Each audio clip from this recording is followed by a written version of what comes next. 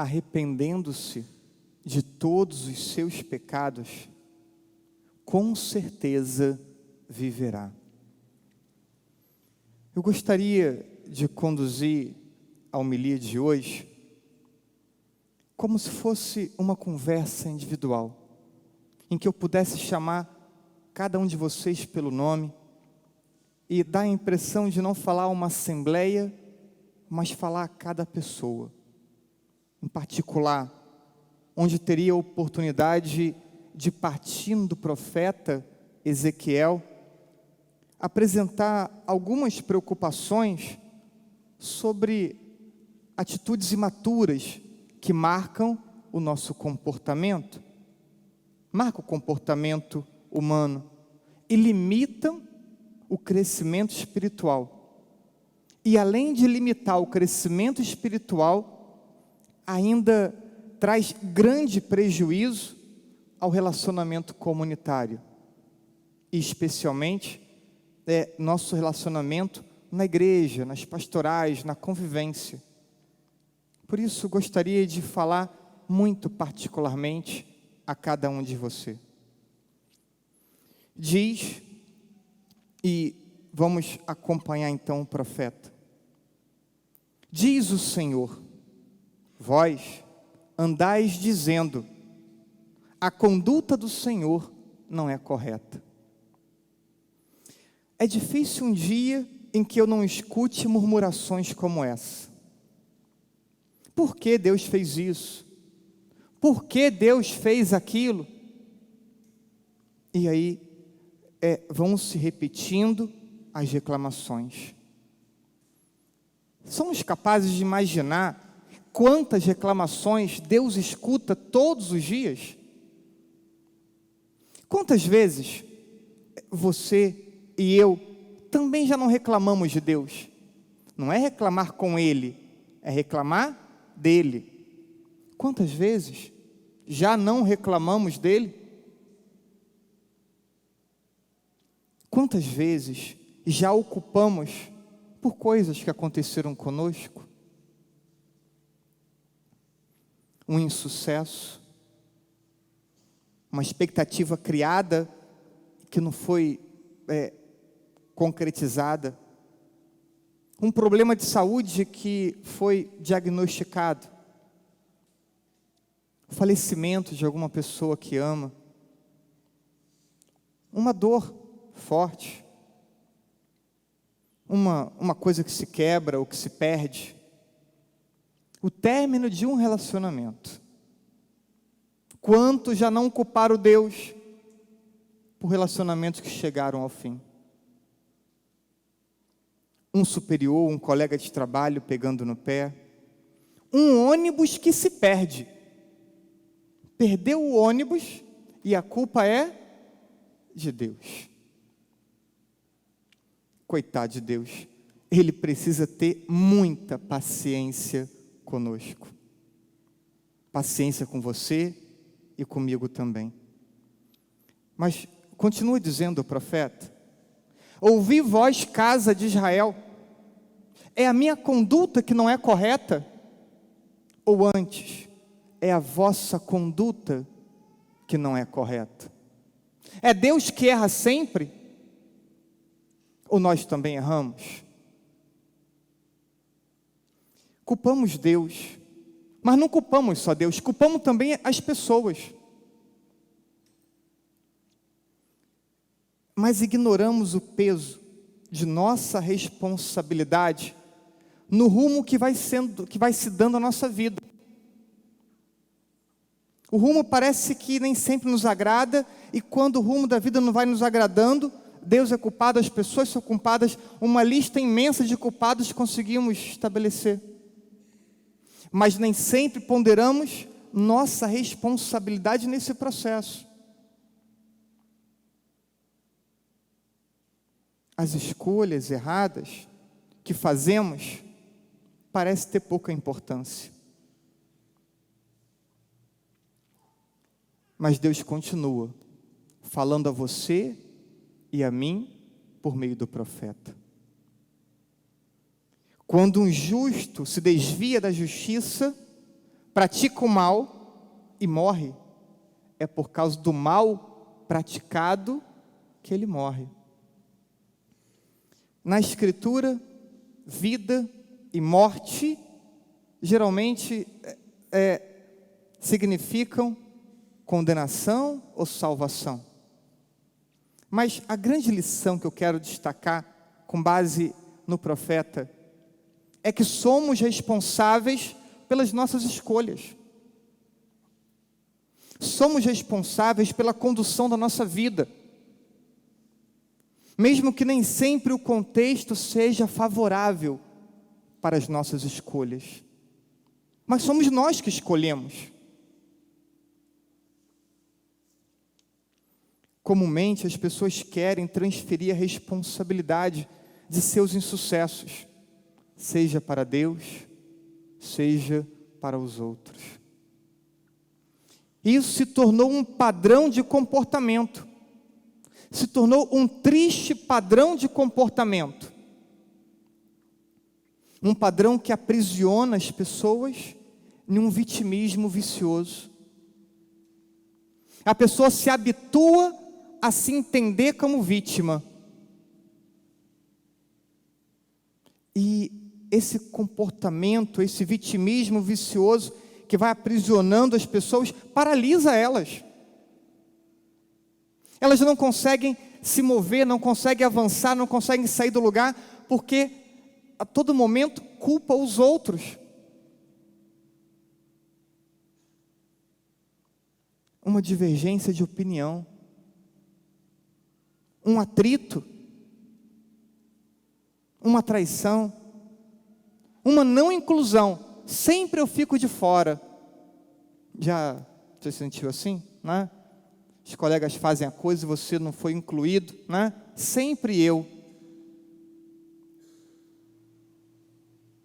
A falta de um reconhecimento. Nunca reconhece o que eu faço. Nunca, né? É nunca. Não é uma vez ou outra, não, nunca reconhece o que eu faço. E assim por diante. De quantas situações nós somos vítimas? Quando se vive como vítima, tudo que ocorre é culpa de alguém. E tudo parece fazer parte de uma grande conspiração contra nós. E o medo passa a predominar na vida da pessoa. Medo. As relações passam a ser frias, distantes, desconfiadas, desgastantes. Por quê? A todo momento a pessoa pensa, vou ser traído, vou ser excluído, vou ser julgado. Então, vai se isolando, vai se distanciando. E a lista de culpados vai sempre crescendo. E a vida vai ficando menos fecunda. E não só menos fecunda, vai ficando mais triste. Enquanto perdemos tempo lamentando, enquanto perdemos tempo culpando as pessoas, deixamos de tentar avançar, de resolver, de melhorar, de crescer. Escute mais uma vez a voz do profeta. Repito, falando a você e falando a mim. Quando o ímpio se arrepende da maldade que praticou e observa o direito e a justiça, conserva a própria vida, arrependendo-se de todos os seus pecados, com certeza viverá. Reconhecer que o modo de conduzir a vida não está legal. É preciso parar um pouquinho e olhar para o próprio comportamento, olhar para a própria vida. E nesse olhar atento para o comportamento, para a vida, perceber se há realidades das quais temos que nos arrepender. E quando falo nos arrepender, não só das nossas ações, mas também da forma como agimos a partir da ação das outras pessoas, das ações das outras pessoas. Porque é verdade, alguma vez somos feridos. E quando somos feridos, também temos uma responsabilidade na ação. Como vamos agir quando somos feridos? Então, precisamos nos arrepender, seja das escolhas que fazemos deliberadamente, seja das reações que temos diante das escolhas que as outras pessoas fazem e nos ferem. Então, eu olho atentamente para o meu comportamento, eu me arrependo, eu perdoo se tiver que perdoar, porque é uma resposta positiva, eu me perdoo se eu tiver que me perdoar, porque também é uma resposta positiva. E aí, a partir dessa reflexão, a partir desse arrependimento, dessa atitude de perdão, podemos recomeçar e tentar agir diferente em uma nova oportunidade. E agindo diferente, vamos então crescer com aquela situação. Vamos amadurecer com aquela situação. E crescendo, amadurecendo, vamos mantendo o nosso coração livre. Quer ver? A falta de liberdade é quando nos deparamos com alguém que estamos meio brigado, vem aquele movimento interno, né, de sentimento ruim, e a gente tenta evitar.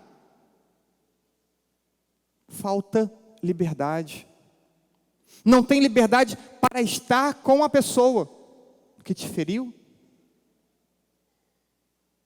Você precisa fingir que não vê, mudar o caminho, negar um cumprimento. E se age assim, não tem liberdade.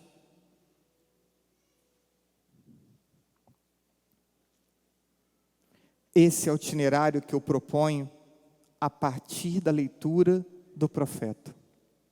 Olhar para o nosso comportamento, perceber situações de erro no nosso comportamento, nos arrependermos, perdoar ou pedir perdão, depois agir diferente, crescer com a experiência e buscar sempre liberdade para as nossas ações. Por isso digo a você, não fuja, não se esconda. Isso não vai solucionar os seus problemas, seus conflitos, suas decepções, suas frustrações. Não se esconda, não fuja e não culpe ninguém, nem culpe Deus e nem culpe a si mesmo. Apenas recomece. Sartre, quando fala do inferno são os outros, né? Está falando de uma peça que escreve sobre o amadurecimento a partir do relacionamento, que nem sempre é fácil, que geralmente é desgastante, mas que não podemos fugir do relacionamento, como se a fuga fosse uma solução. Vamos amadurecer no relacionamento. Vamos amadurecer aprendendo a lidar com os desgastes que o relacionamento gera.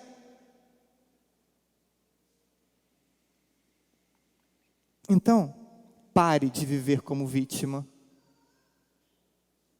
Encare seus insucessos, suas decepções, suas mágoas, que não devem ser proteladas, que não devem ser arrastadas de um dia para outro, de um mês para outro, de ano para outro ano.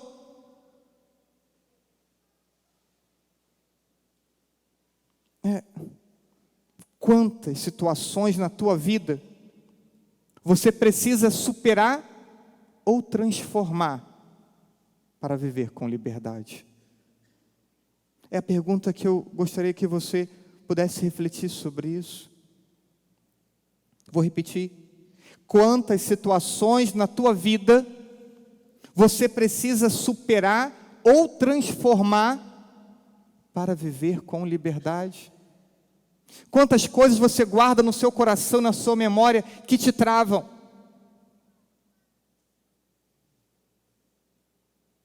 E te travando te impede de amar. Procure formas saudáveis de lidar com as situações. Encontre caminhos de superação. Viva com liberdade. Tenha a capacidade de viver bem com Deus, com as pessoas, de viver bem consigo mesmo, sabendo que não somos perfeitos, que vamos errar, mas viver bem. A humanidade saudável é a base para a vida espiritual. É uma frase antiga. A graça supõe a natureza. Quando a natureza humana está bem disposta, o espiritual, ele então encontra o terreno fértil para ser desenvolvido. Mas quando a humanidade está ferida, está fragilizada, a oração parece que não tem muito sentido. Parece que não consegue transformar a vida. Então, a humanidade tem que estar bem estabelecida para que a espiritualidade, então, seja mais fecunda e tenha mais poder de transformação na nossa vida. Então, não guarde as coisas, achando que o tempo vai resolver. Viva bem. Somente um coração livre ama como Deus deseja que amemos. Não fuja, não se esconda. É a conversa que eu quero ter com você hoje. E como eu disse, que não só prejudica a tua vida, prejudica o teu relacionamento com as pessoas. É preciso que você consiga dar passos de superação para você conviver bem, para você poder confiar nas pessoas. Senão, sempre vai ter uma interrogação, uma dúvida, uma desconfiança, uma insegurança, um medo. Que Deus nos ajude. Ajude a você, a mim, a todos nós, a enfrentarmos a nós mesmos. Enfrentar tantas coisas que tem em nosso coração e memória que precisam ser transformados. Vamos apresentar isso a Deus, pedindo com humildade: Senhor, me ajude a mudar aquilo que está dentro de mim, me ajude a não ser tão frágil assim, me ajude até a aceitar as minhas limitações, meus defeitos, e dê-me força de ser melhor cada dia, não olhando para fora, não procurando culpados, porque o outro também tem suas limitações, tem suas imaturidades. O outro pode ser também que tenha um caminho a ser percorrido de amadurecimento.